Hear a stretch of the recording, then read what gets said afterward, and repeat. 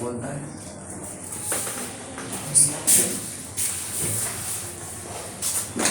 Issue लिखिएगा। आज हमारा चैप्टर है carbon and its compound. Carbon and its compound काफी इंपॉर्टेंट चैप्टर है ये। सबसे पहले इसमें हमें ये देखना है कार्बन, समझना है कार्बन क्या है, कार्बन के बारे में हमें डिस्कशन करना है। कार्बन एक पीरियोडिक टेबल में एक कार्बन फैमिली है। कार्बन फैमिली में क्या कौन कौन से एलिमेंट है पहले ये समझिए, फिर कार्बन का देखिएगा। एक कार्बन फैमिली है, जैसे पीरियोडिक टेबल में 4 ब्लॉक्स हैं, S, P, D and F।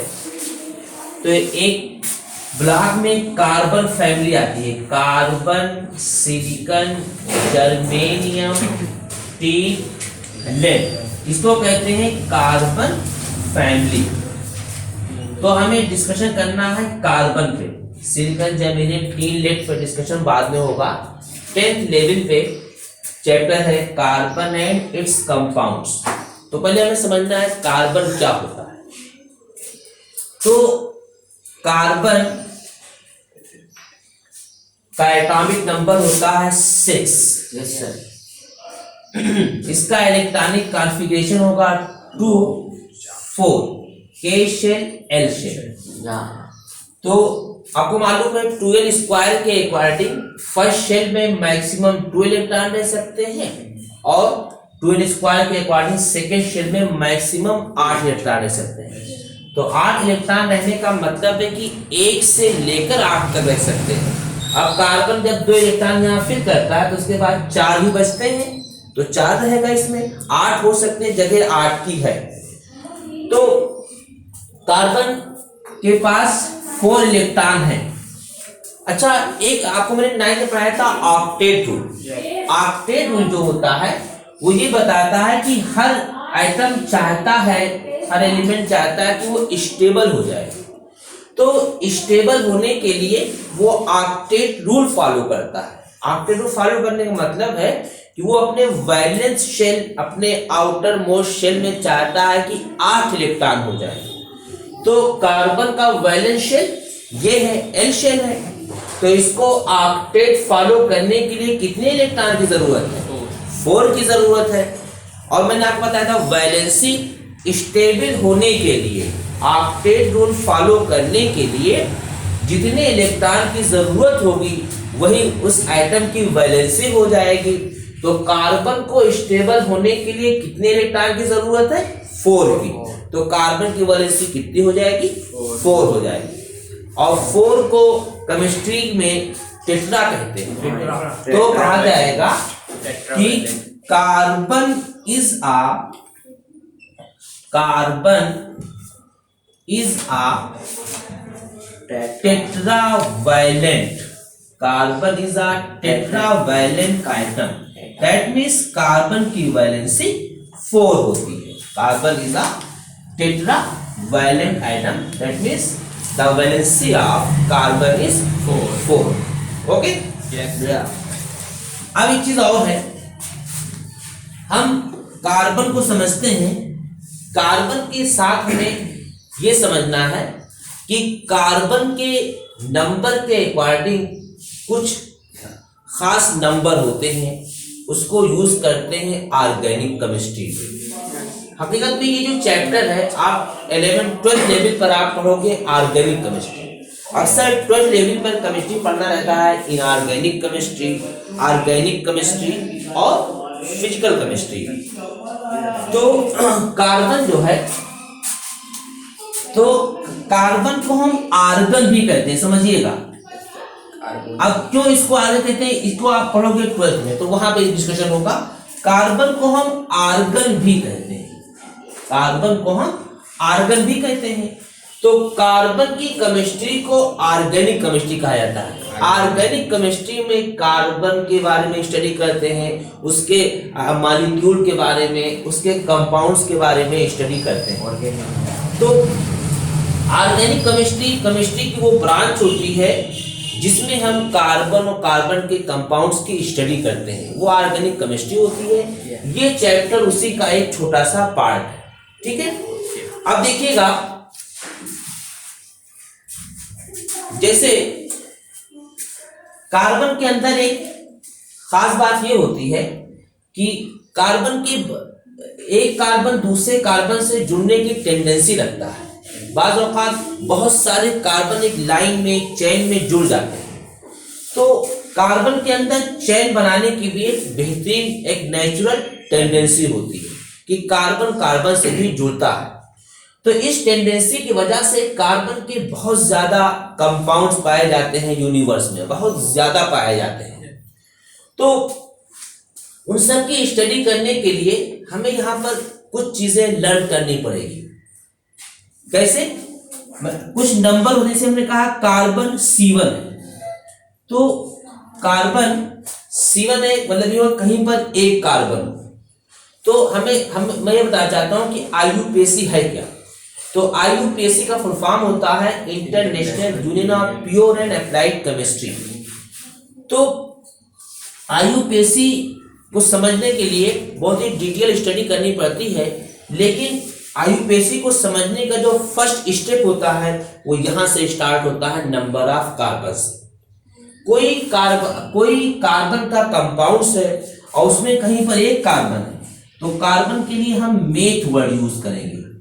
Meth, कहीं पर एक कार्बन है तो हम IUPAC नाम रखते वक्त एक कार्बन के लिए मेथ यूज करेंगे। कहीं पे कार्बन 2 है तो हम एथ यूज करेंगे। 3 है तो प्रोप यूज करेंगे। 4 है तो पेंट यूज करेंगे। मेथ है, प्रोप सॉरी ब्यूट यूज करेंगे। 4 के लिए ब्यूट यूज करेंगे, ब्यूट यूज करेंगे। 5 के लिए पेंट यूज करेंगे, पेंट यूज करेंगे, ठीक है। कार्बन अगर हमारे पास 6 है तो उसके लिए हम हेक्स यूज करेंगे। 7 है तो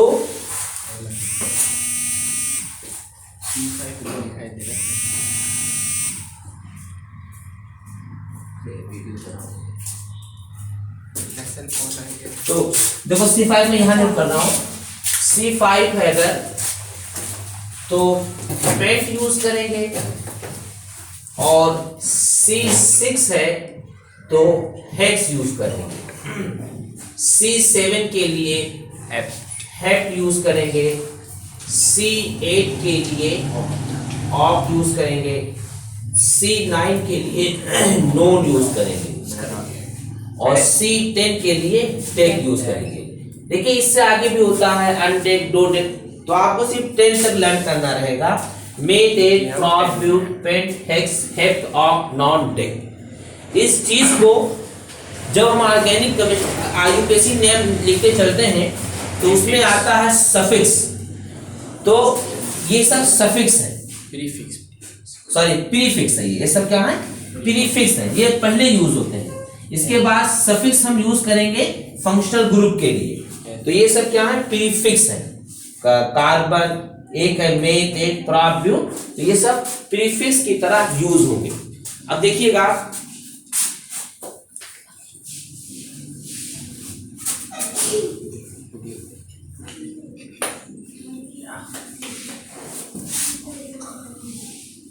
कभी आप लोगों ने हाइड्रोकार्बन का नाम सुना? Yes sir. हाँ ठीक है। तो हम इस हाइड्रोकार्बन को समझने से पहले जो कार्बन के बाद हम थोड़ा हाइड्रो की स्टडी करते हैं।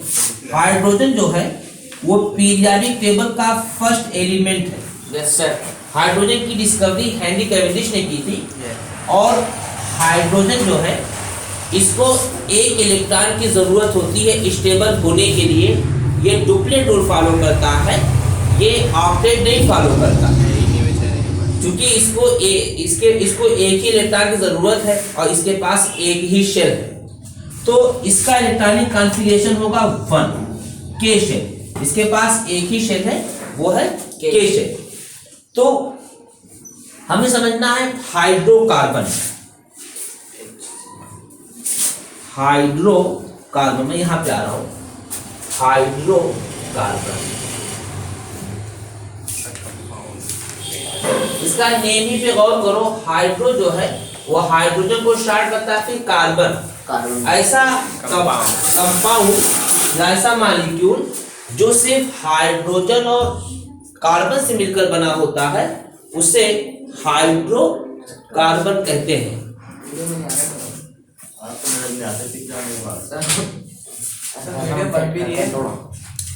उसे हाइड्रोकार्बन कहते हैं।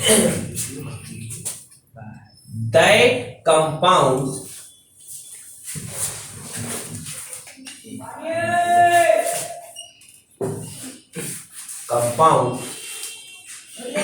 which made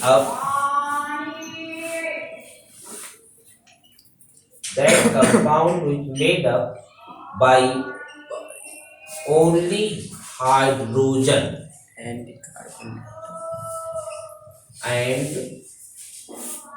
carbon be called hydrocarbon. For example, जैसे आपका मीथेन में पाता CH4, C2H6 etc. ये सब क्या है आपके हाइड्रोकार्बन है। अभी का मैं प्रीफिक्स और सफिक्स कैसे यूज कर रहा हूं, आपने पढ़ा होगा केमिकल बॉन्ड। केमिकल बॉन्ड जो होते हैं वो इलेक्ट्रॉन से बनते हैं। तो जैसे केमिकल बॉन्ड 3 टाइप्स के होते हैं, single bond, double bond, triple bond. तो सिंगल बॉन्ड में 2 इलेक्ट्रॉन होते हैं, डबल बॉन्ड में 4 इलेक्ट्रॉन और ट्रिपल बॉन्ड में 6 इलेक्ट्रॉन होते हैं। तो जैसे आपको जब आप कोई हाइड्रोकार्बन देखते हो या कार्बन का कंपाउंड देखते हैं तो उसमें आपका सिंगल बॉन्ड आता है। तो सिंगल बॉन्ड के लिए एक सफिक्स यूज करते हैं ए। अगर डबल बॉन्ड आता है तो इसके लिए ईन यूज करेंगे, और ट्रिपल बॉन्ड आता है तो आइन यूज करेंगे। क्लियर?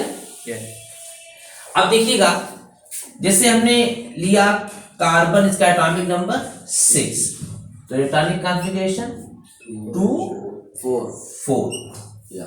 हाइड्रोजन लिया मैंने 1, क्योंकि मैं हाइड्रोकार्बन की स्टडी करने चाहता हूं ना, तो इसका 1 हुआ। कार्बन को ऑक्टेट रूल फॉलो करने के लिए कितने इलेक्ट्रॉन की जरूरत है? 4 की जरूरत है। तो हम पहले कार्बन नोट करते हैं। कार्बन के पास कितने वैलेंस इलेक्ट्रॉन है? 4।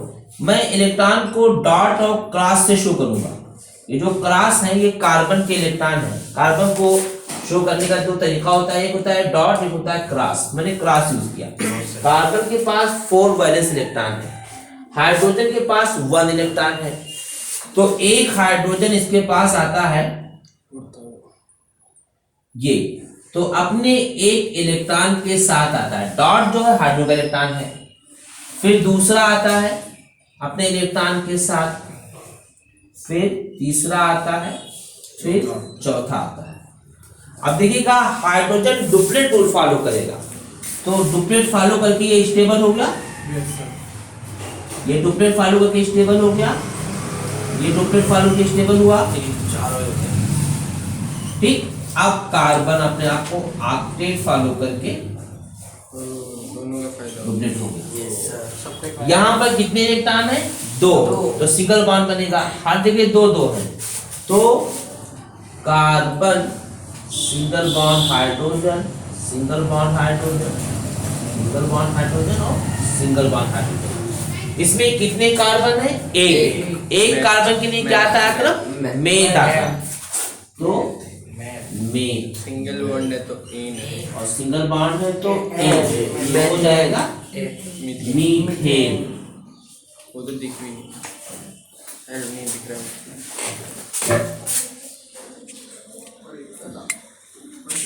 और ज्यादा नीचे नहीं कर देते। चलिए, मीथेन हो गया। अब नोट कीजिए, आप लोग नोट डाउन कर लो। पहले का तो मिटा दिया आपने। हो गया सर रुक जाइए सर, स्टार्ट कर दूं? मैं तो पहले भी कर रहा स्टॉप था। कर दो ना। अच्छा हमें तो पता ही नहीं था। पाउस दबाना, मैं डर रहा हूँ। मैं नहीं देगा। ये इस बार हम 2 कार्बन लेते हैं। ये आपके 2 कार्बन है। कभी भी कार्बन को आप नोट करिए तो उसके 4 जो वैलेंस इलेक्ट्रॉन है उनको भी डिनोट करना जरूरी होता है। तो 1 2 3 4 ये कार्बन के 4 इलेक्ट्रॉन के। ये दूसरा कार्बन है, ये जो 4 डॉट है ये इस कार्बन के इलेक्ट्रॉन है और ये क्रॉस 4 इसके है। यस तो देखिएगा, आपको मैंने कहा था कि एक कार्बन दूसरे कार्बन से जुड़ने की टेंडेंसी रखता है। देखिएगा 2 यहाँ पे अभी दिखाएंगे कैसे जोड़ रहे हैं। फिर क्या करेंगे, अभी हम स्टडी हाइड्रोकार्बन करते हैं तो हम हाइड्रोजन ही लेकर आएंगे। एक हाइड्रोजन इसके पास आएगा, अपने इलेक्ट्रॉन को लेके आएगा। चैप्टर 4 है ना,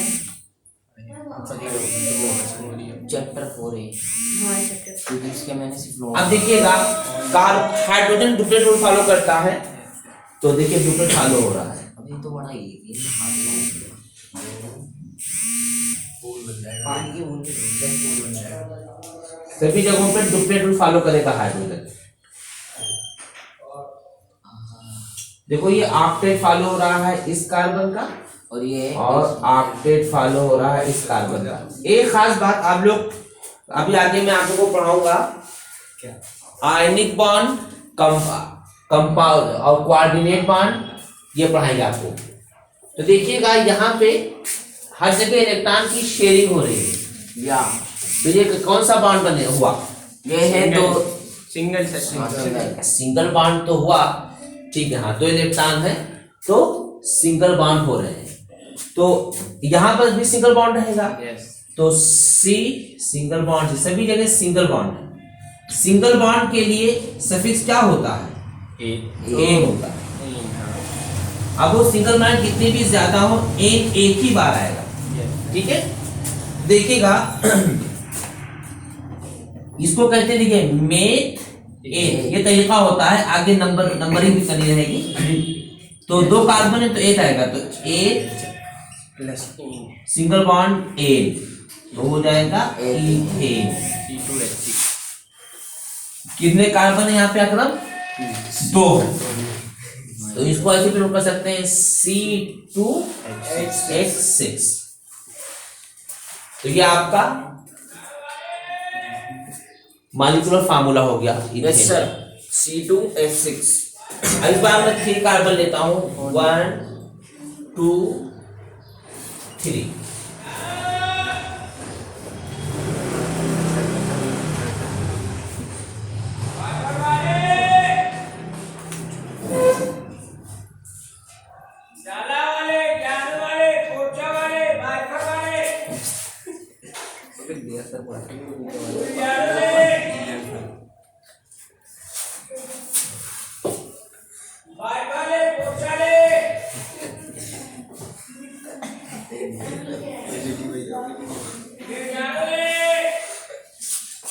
क्लियर हो रहा है, सही चल रहा है।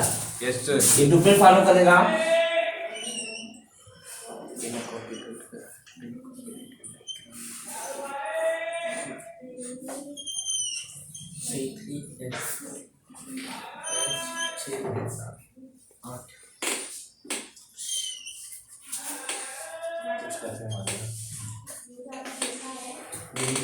तो कुछ करना पड़ेगा।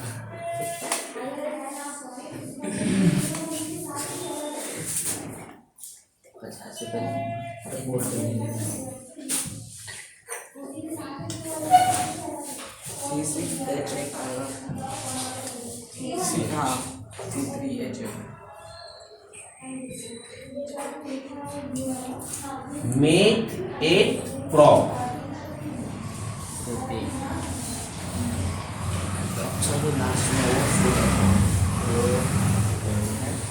लास्ट में बचेगा नोट डाउन कीजिए। हाँ सर, नोट डाउन।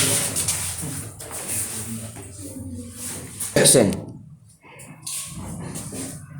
चलिए देखते हैं next compound. Now we have taken 4 carbon with some hydrogen.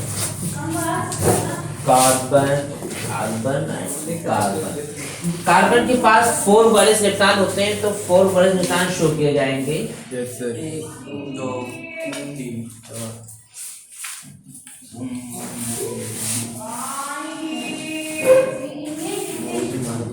ये क्रॉस और डॉट शो करते हैं थोड़ा डिफेंड करने के लिए।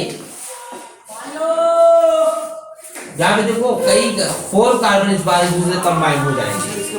फिर हाइड्रोजन लेते हैं, हाइड्रोजन के पास 1 इलेक्ट्रॉन होता है।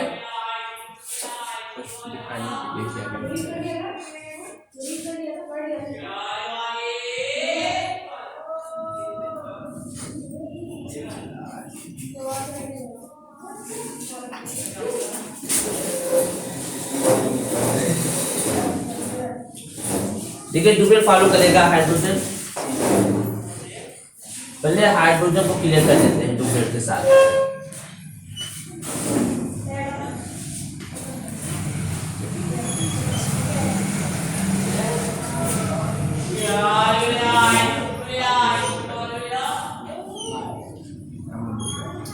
सभी हाइड्रोजन को डुप्लेट फॉलो हो गए। अब ऑक्टेट फॉलो कराना है कार्बन का।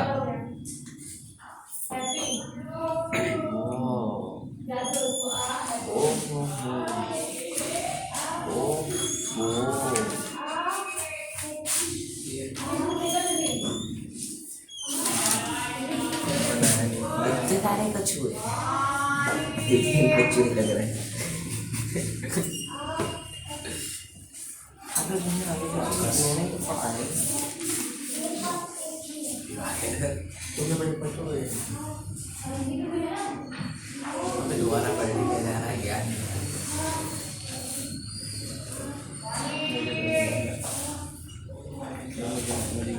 देखिएगा मेक 8 prop ब्यूट, तो ब्यूटेन ब्यूट प्लस ए हो जाएगा आपका ब्यूटेन। ब्यूटेन को हम C4H10 भी लिख सकते हैं। कार्बन 4 है और हाइड्रोजन 10 है, तो C4H10 भी लिख सकते हैं। अब भाई बनी नहीं रहा, पहली बार बनी तो यही पहली बार मेरा भी यही बना है। तो सही बना। इस बार 5 कार्बन लेते हैं।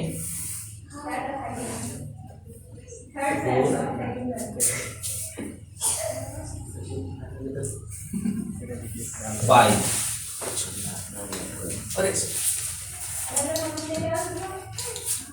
देखिएगा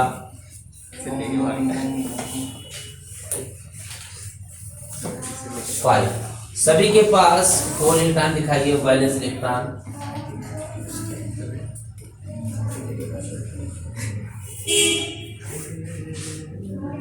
सबसे लिए अम्मा ने मुझे वीडियो बना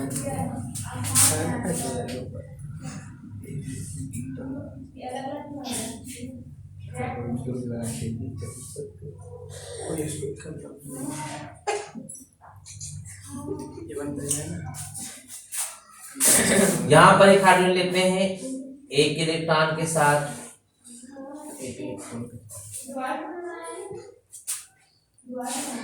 चल हट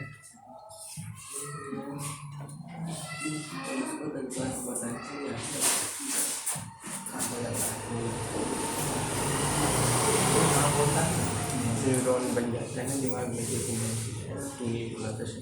हाँ मैंने एक चीज बता न्यूरॉन देखो ये डुप्लेट फॉलो हुआ यहाँ पे, इसने बोला था भाई। ये डुप्लेट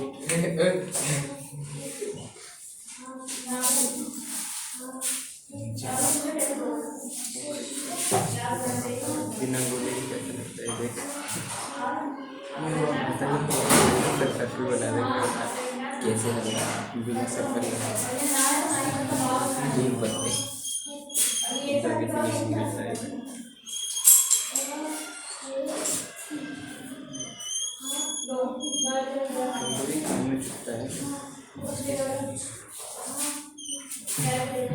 इसको इतनी चौक को ज़्यादा बात करती है। ये तो लिखने में ये नंबर दे दिए हैं, मेरे ही नंबर है, तुम्हारे ही और 783 भाई कौन दो वो हमारे भाई ने मतलब ये 6 साल अभी ये बिक्री छोटी बिल्डिंग शॉप अच्छा। 940 हाँ कहाँ से Make a profit bet. तो 2 बजे कौन बैंक। आएगा? 2 बजे कौन आएगा? This game gives pending. ये बताओ। ये आपका C5H12 हो सकता है, हाइड्रोजन 12 है और कार्बन 5 है तो C12H5 हो जाएगा। नोट डाउन कर लीजिए इसको।